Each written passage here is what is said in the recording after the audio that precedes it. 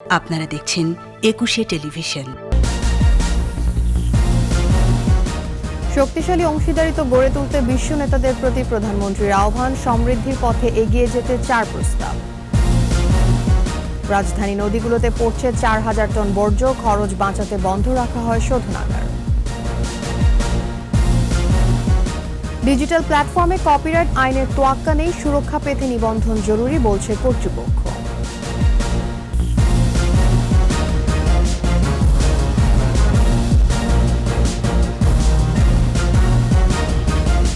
শুনছিলেন first security ইসলামী bank limited সংবাদ শিরোনাম। আমন্ত্রণ জানাচ্ছি সকাল 9টার 21 সংবাদে। আপনাদের সাথে থাকছি আমি তাসনিমা ফিফা। দর্শক, একুশে টেলিভিশনের সংবাদ একই সাথে সরাসরি দেখতে পাবেন আমাদের ফেসবুক পেজ www.facebook.com/2124 অনলাইনে। সংবাদ আরও থাকছেন। নন্দিত কথা সাহিত্যিক হুমায়ুন আহমেদের জন্মদিন আজ। হিমু মিসির আলী আজও আকর্ষণ করে পাঠকদের।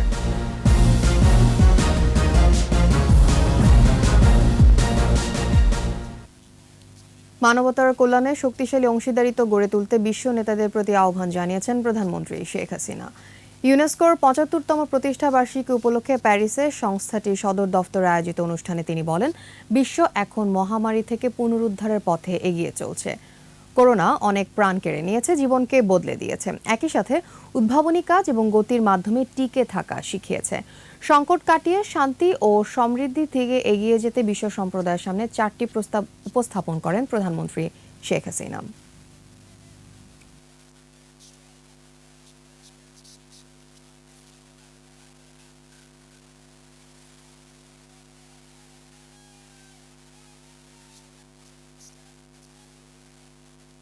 We consider this organization as one of the most effective platforms for promoting global peace and collective prosperity. UNESCO declared the historic 7th March speech of the Father of the Nation in the memory of the World International Register as a documentary heritage. I thank UNESCO for paying such rich tribute to this people's leader. As the world is now moving on way to recovery from pandemic, let us seize the moment to forge strong partnership for common good of our global humanity. 4500 ton বর্জ্য আর 57 lakh ton দূষিত পানির গন্তব্য রাজধানীর নদীগুলো। লোক দেখানোর জন্য কারখানায় আছে শোধনাগার, কিন্তু খরচ বাঁচাতে তা বন্ধ রাখে মালিকপক্ষ। বহুমাত্রিক দূষণ দাপটে তাই অস্তিত্ব হারাচ্ছে ঢাকার নদ। রিপোর্ট অখিল পোদ্দারের।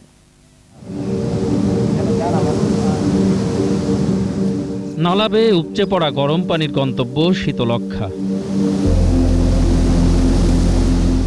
এমন কত শত গ্যালন দূষিত পানি প্রতিনিয়তই মিশে যাচ্ছে আর সব নদীর বুকে। যারা মাছ ধরতেন তারা অসহায়। এত গরম আর দূষিত পানিতে মাছ তো দূরে থাক, জলজ উদ্ভিদও জন্মাচ্ছে না বহুদিন। বিগত বছরগুলোতে যেসব প্রজাতি আর মাছ এই নদীতে দেখা যেত তার এখন পাওয়া যায় না।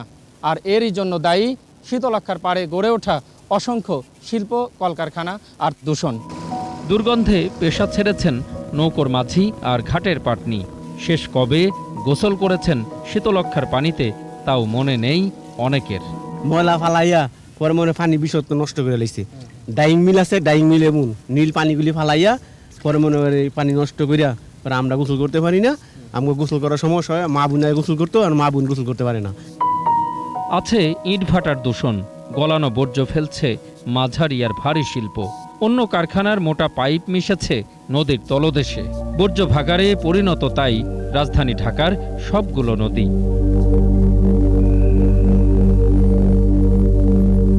বর্জ্য পুড়িয়ে বছর জুড়েই নদী তীরে দূষণ ছড়ায় ছোটখাটো কারখানা। সেই আগুনে দগ্ধ হয় জাহাজ কিংবা গুরুত্বপূর্ণ স্থাপনা। আরও আছে ডাইং ফ্যাক্টরির অত্যাচার। ইন্ডাস্ট্রিগুলি যাতে নদীকে কলুষিত না করে, নদীকে দূষিত না করে, তারা যাতে তাদের নিজস্ব ব্যবস্থাপনায় তাদের বর্জ্যগুলোকে নিউট্রাল করে। ইন্ডাস্ট্রিয়াল পুলিশের পক্ষ থেকে যতটুকু প্রয়োজন আছে আমরা ইনশাল্লাহ করছি এবং ভবিষ্যতে আরও করব। একই সাথে আইনেরও একটু কঠোর প্রয়োগও দরকার। দখল দূষণে একাকার শীতলক্ষ্যা নদে অনেকদিন ধরে কীটপতঙ্গ নেই, আসে না সাদা বক, শঙ্খচিল কিংবা পাখির ঝাঁক। পানি একবারে দূষিত করে ফেলাইছে। সাইডে ফাইডে কত গাছ গাছলা কত কীটপতঙ্গ ছিল, এখন কিছুই নাই। পোকামাকড় না শীতলক্ষায় তা মাছ থাকবো কোথা থেকে? বুড়াশাল তুই পলাস্তানা তুই যাইতেছে গা এই মনে করেন কাবাসে মাছ মারতে, এখন মনে করেন এই এলাকায় মাছ নাই, কি করে খাম? আগে নদীর পানি আমরা খাইছি, আর মাছ কি করে থাকবো? আমরা গোসল করলে শরীর চুলকায়। এত ময়লা, এত অত্যাচার নদীর মধ্যে যদি হয়, বাংলাদেশ সরকার যদি কিছু করতো আমাদের জন্য। গুড়াগাড়ি যাক, গরিব মানুষ মরুক, বড়ুক বাচ্চা থাকুক, এটা আমার দাঁড় পাবো না। যে কোনো মূল্যে শীতলক্ষার নিটল জল ফেরত চান নদী পাড়ের মানুষ। প্রতিদিনকার দখল আর দূষণে সৌন্দর্য হারাচ্ছে বৃহত্তর ঢাকাবাসীর প্রাণের অহংকার শীতলক্ষা নদী। নদীর দুপাশে গড়ে ওঠা অসংখ্য শিল্প কলকারখানার দূষিত বর্জ্যে ময়লার খালে পরিণত হয়েছে এই নদীটি। অখিল পোদ্দার, 21 টেলিভিশন, ঘোড়াশাল, নরসিংদী। সুযোগ পেলে কেউ করে দূষণ, কেউ বা দখলে নেয় নদীর পাড়। গড়ে ওঠে দাপুটে মানুষের কারখানা, অফিস কিংবা আবাসন। এভাবে মানচিত্র বদলেছে ঢাকার নদীগুলোর। এই গল্পের বাকিটা শুনুন মোহাম্মদ নুরুন নবীর কাছ থেকে। ছবি তুলেছেন ইয়াকুব লিটন।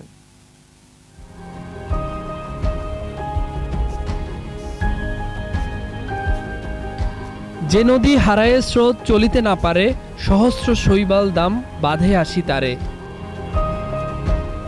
বলছিলাম রাজধানী ঢাকার আদিপুরী গঙ্গার কথা, যতটা না প্রাকৃতিক তার চেয়ে অনেক বেশি মনুষ্য সৃষ্ট।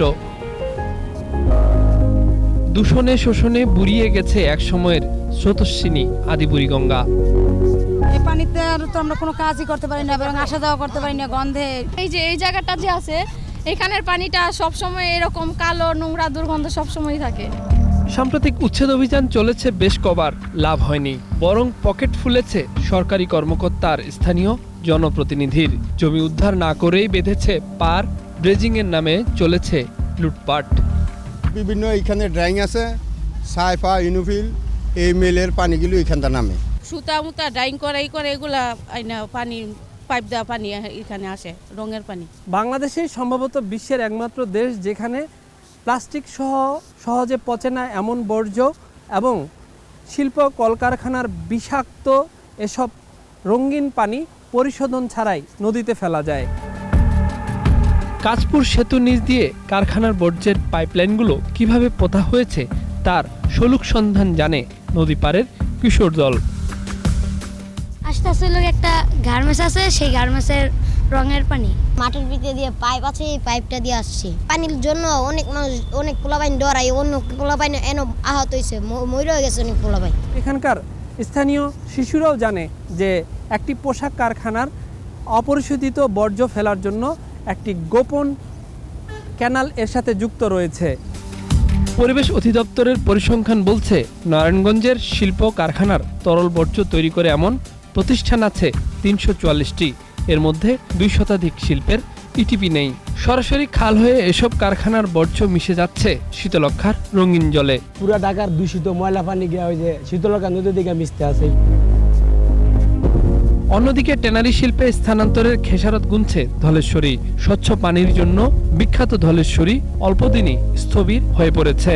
দুর্গন্ধে এলাকা ছাড়ছেন বহু মানুষ, কারণ বেশিরভাগ চামড়া কারখানায় নেই ইটিপি, আবার থাকলেও তা চালায় না মালিক মহাজন। অনেক ড্রেনের পানি আনতে আমি ড্রেনের ছাড়তেছে, অনেক রিবেনিং টিবেনিং নেই, মাছ মইরে বাইসা উঠে। বেশ আগে থেকেই সৌন্দর্যের সবটুকু হারিয়েছে তুরাগ। সীমানা পিলার উতরে এখন চলছে ভরাট, বালু ফেলা হয় দিনে রাতে। দখলে তুরাগে সমব্যথী বালু নদী। ভূমি খেকোদের থামাতে না পারলে অচিরেই বালু নদ ভরাট হবে ভূমিদস্যুর বালুতে। সীমানা পিলারকে পিছনে ফেলে নদীর মধ্যে বালি ফেলে ভরাট করা হচ্ছে। আর এই অবস্থা যদি চলতে থাকে তাহলে এই বিপন্ন নদীকে বাঁচানো, টিকিয়ে রাখা খুব কঠিন হয়ে যাবে। মোহাম্মদ নুরুন নবী, 21 টেলিভিশন, তুরাগ, ঢাকা। দিনকে দিন বাড়ছে কপিরাইট লঙ্ঘনের ঘটনা। অন্যের গান, সাহিত্য বা শিল্প কর্ম ব্যবহারের মানা হচ্ছে না রাষ্ট্রীয় আইন, সরকারি নিয়ম নীতি। ডিজিটাল প্ল্যাটফর্মে কপিরাইট তোয়াক্কা না করা অনেকটাই নিত্যনৈমিত্তিক। কপিরাইট অধিদপ্তরে বর্তমানে ৮৪টি অভিযোগ দাখিল হয়েছে, তবে রেজিস্ট্রার বলছেন সুরক্ষা পেতে হলে নিবন্ধন করা জরুরি। একই সঙ্গে নজরদারি বাড়াতে প্রযুক্তিগত উন্নয়ন চলছে বলেও জানান তিনি। রিপোর্ট মুশফিকা নাজনীনের।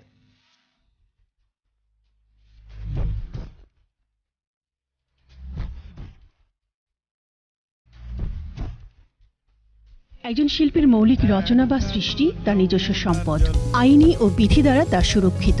তবে যেন কপিরাইট নিবন্ধন করতে হয়। তবে ডিজিটাল প্ল্যাটফর্মে বিপুল ও ব্যাপক সম্প্রসারণে কপিরাইট লঙ্ঘনের ঘটনা বাড়ছে। ফেসবুক, ইউটিউব সহ সামাজিক যোগাযোগ মাধ্যমে প্রসার ঘটায় অনেকের গান, ভিডিও, অডিও বা রচনা প্রচার বা প্রকাশের স্রষ্টার অনুমতি নেওয়া হচ্ছে না।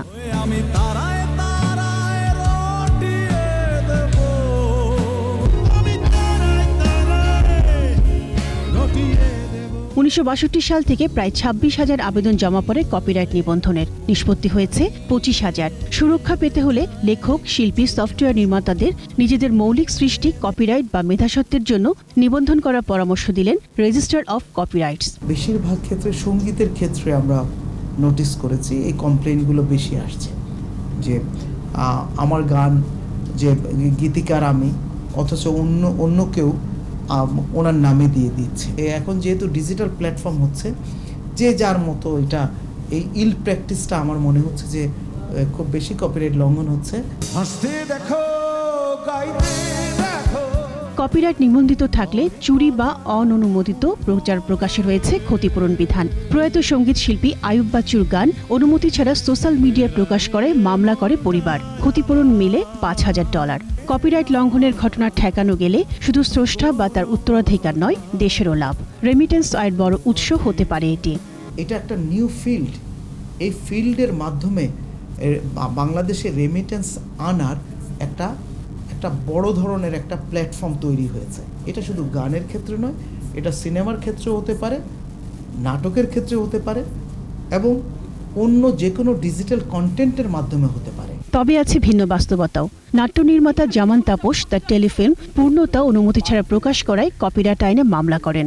মামলায় জিতে পেয়েছেন ক্ষতিপূরণও। তবে প্রচার প্রকাশের প্ল্যাটফর্মগুলোর সঙ্গে তৈরি হয়েছে বৈরিতা। ফার্স্ট প্রোডাকশন যদি আমি না করি, কপিরাইট করে নিই, তাহলে এটা আর অন্য কেউ সুযোগ এটা পায় না। এখন কোনো চ্যানেল বা কোনো ইউটিউবার বা কোনো আমার নাম শুনলে ওরা আর আমার প্রতি কোনো কোঅপারেশন করে না। ডিজিটাল প্ল্যাটফর্মে কপিরাইট লঙ্ঘনের ঘটনা নিয়মিত নজরদারি করতে দরকার প্রযুক্তিগত উন্নয়ন। কপিরাইট অধিদপ্তরের সেই সক্ষমতা বাড়াতে এরই মধ্যে শুরু হয়েছে কাজ। মুশফিকা নাজনীন, 21 টেলিভিশন। সংবাদে নিচ্ছি বিরতির পর যা থাকছে। আশ্রয়ণ প্রকল্পে পারিবারিক পুষ্টি বাগানের উদ্যোগ, লাভবান হবে কৃষক।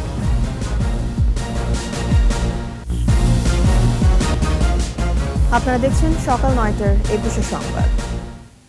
রাসায়নিক সারমুক্ত সবজি চাষে উৎসাহিত করতে আশ্রয়ণ প্রকল্প এলাকায় পারিবারিক পুষ্টি বাগান গড়ে তোলার উদ্যোগ নেওয়া হয়েছে। চট্টগ্রামের ফটিকছড়িতে পরীক্ষামূলকভাবে শুরু হয়েছে এই কার্যক্রম। কৃষি বিভাগ বলছে এতে আর্থিকভাবে লাভবান হবে কৃষক, যোগান বাড়বে নিরাপদ সবজির। চট্টগ্রাম থেকে হাসান ফেরদৌসের রিপোর্ট, জানাচ্ছেন মাসুম আল ইসলাম। চট্টগ্রামের ফটিকছড়িতে আশ্রয়ণ প্রকল্প এলাকায় পরীক্ষামূলকভাবে নিরাপদ সবজি উৎপাদন শুরু করেছে কৃষি অধিদপ্তর। ফটিকছড়ির পাহাড়ি এলাকা কাঞ্চননগরে শুরু হয়েছে এই কার্যক্রম। বিভিন্ন রকমের এই মালটা বাগান এরকমের মধ্যে আমাদেরকে সহযোগিতা করছে। তো এখানে শাকসবজির মধ্যে আমাদেরকে বিভিন্ন আইটেমের শাকসবজি দেওয়া হয়েছে। আমি সরকার থেকে গড় পাইছি, খেত দিছে, ওইখান থেকে সবজি আমি খাইতে পারতেছি। আমাদের এখানে আর অভাব থাকবে না। অনাবাদি জমিকে চাষের আওতায় এনে কৃষকদের সবজি চাষে উৎসাহিত করতে এই উদ্যোগ। এখানে আমরা বছরব্যাপী যাতে উৎপাদন করা যায় সেই লক্ষ্যে সবজি, মশলা, ফল এইসব কিছু সন্নিবেশ করেছি। এই আধুনিক প্রযুক্তিটা যেন বড় স্কেলে মাঠে সম্প্রসারণ করতে পারে। এতে হবে কি, কৃষি হবে লাভজনক, আমাদের ঘরের খাবার দাবার হবে নিরাপদ। পর্যায়ক্রমে বিভিন্ন আশ্রয়ণ প্রকল্পে এই উদ্যোগ বাস্তবায়নে দেয়া হবে সহযোগিতা। আমরা শুধু এই 233টি পরিবারকে পুনর্বাসিত করেছি তা নয়, আমরা চাই মাননীয় প্রধানমন্ত্রীর এই ঘোষিত প্রকল্পে যারা উপকারভোগী থাকবে তাদের জীবনমান যেন উন্নয়ন হয়। প্রকল্পটি বাস্তবায়িত হলে কৃষকরা লাভবান হবে বলে মনে করছেন সংশ্লিষ্টরা। মাসুম আলিসা, 21 টেলিভিশন। আমাদের বিশেষ আয়োজন সফল বাংলা।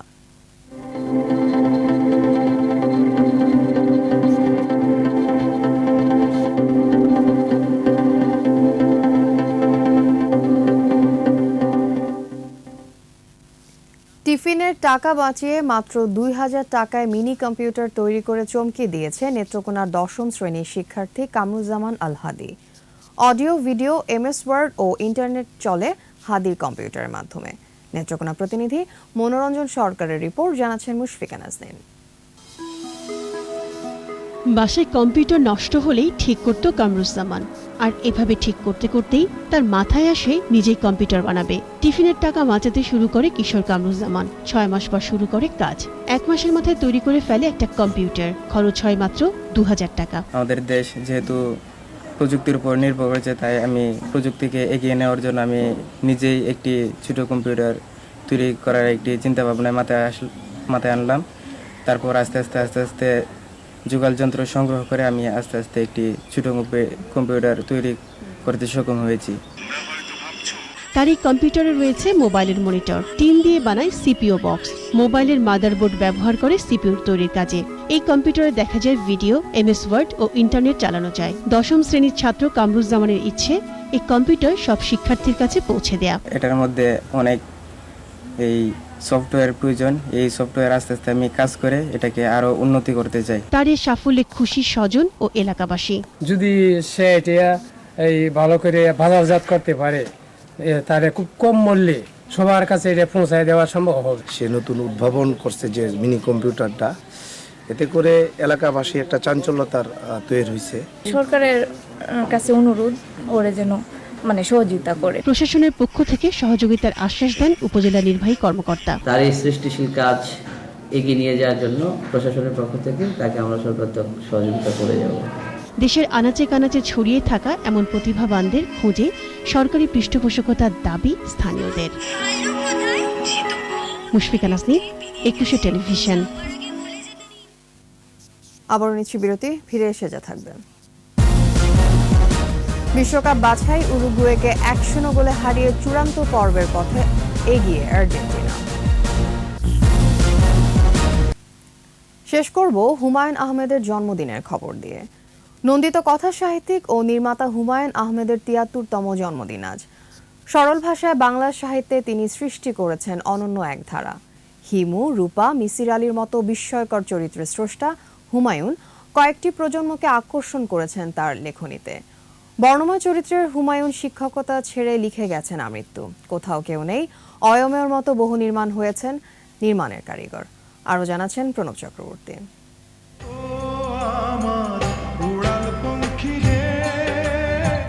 মনের গহীন থেকে বেরিয়ে আসা এক একটি শব্দের মালায় হুমায়ুন আহমেদের অনবদ্য সব সৃষ্টি। আধুনিক বাংলা কল্পবিজ্ঞান সাহিত্যের পথিকৃত তিনি।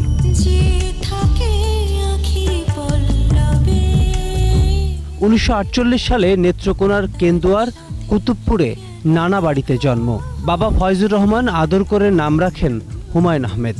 বাংলা সাহিত্যে আজ অনন্য এক নাম। ঢাকা বিশ্ববিদ্যালয় রসায়নে স্নাতক ও যুক্তরাষ্ট্রের নর্থ ডাকোটা স্টেট ইউনিভার্সিটি থেকে পলিমার রসায়নে PhD শেষে শিক্ষকতা শুরু করেন ঢাকা বিশ্ববিদ্যালয়ে। জন্মদিনে তার স্মৃতি তাড়িয়ে বেড়ায় কাছের মানুষদের। হুমায়ুন আহমেদ যেদিন চলে গেছেন তার পর দিন থেকে বা তার পর মুহূর্ত থেকে প্রতিনিয়তই আমাদের পরিবারটির জন্য আসলে একই রকম। যে কোনো পারিবারিক আনন্দের মুহূর্ত হলেও তার কথা মনে পড়ে, একটা বেদনার মুহূর্ত হলেও মনে পড়ে, একটা ভালো সিনেমা দেখতে গেলে তার কথা মনে পড়ে, একটা ভালো বই পড়তে গেলে মনে পড়ে। বর্ণময় চরিত্রের হুমায়ুন আহমেদ শিক্ষকতা ছেড়ে পাঠককে দিয়েছেন একের পর এক উপন্যাস। নন্দিত নরকে, শঙ্খনীল কারাগার, বাদশাহ নামদার, এরকম অসংখ্য উপন্যাসে বই বিমুখ একটি প্রজন্মকে ফিরিয়ে এনেছেন বইয়ের মাঝেই। আমার যমুনার জল দেখতে কালো, স্নান করিতে লাগে ভালো, যৌবন মিশিয়া গেল জয় হলে। নির্মাণের কারিগর হুমায়ুন সেলুলয়ের ফিতায় ধারণ করেছেন শ্রাবণ মেঘের দিন, শঙ্খনীল কারাগার, আগুনের পরশমণি ও দুই দুয়ারের মতো বেশ কিছু চলচ্চিত্র।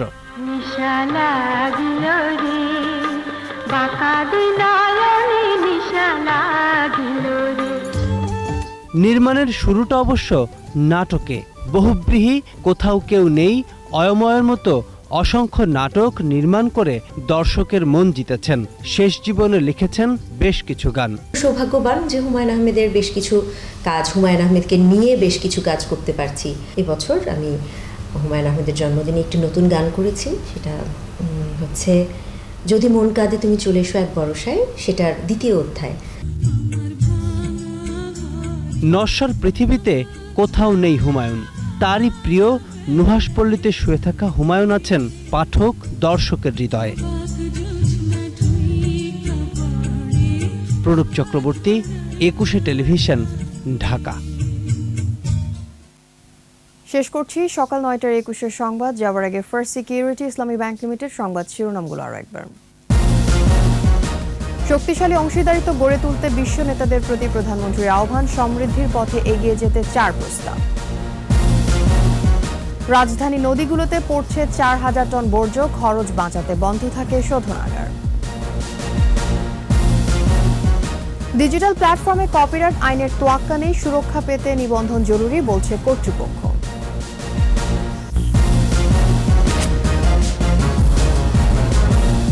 সর্বশেষ খবর জানতে ডায়াল করুন 2021 নম্বরে, আর ভিজিট করুন 21-tv.com এই ওয়েবসাইটে। এছাড়া ফেসবুকে লগ ইন করতে পারেন facebook.com/2124 অনলাইনে। এতক্ষণ সাথে থাকার জন্য ধন্যবাদ। আমাদের পরবর্তী সংবাদ দুপুর 12টায় দেখার আমন্ত্রণ রইল। স্বাস্থ্যবিধি মেনে চলুন, নিরাপদে থাকুন, 21-এর সাথে।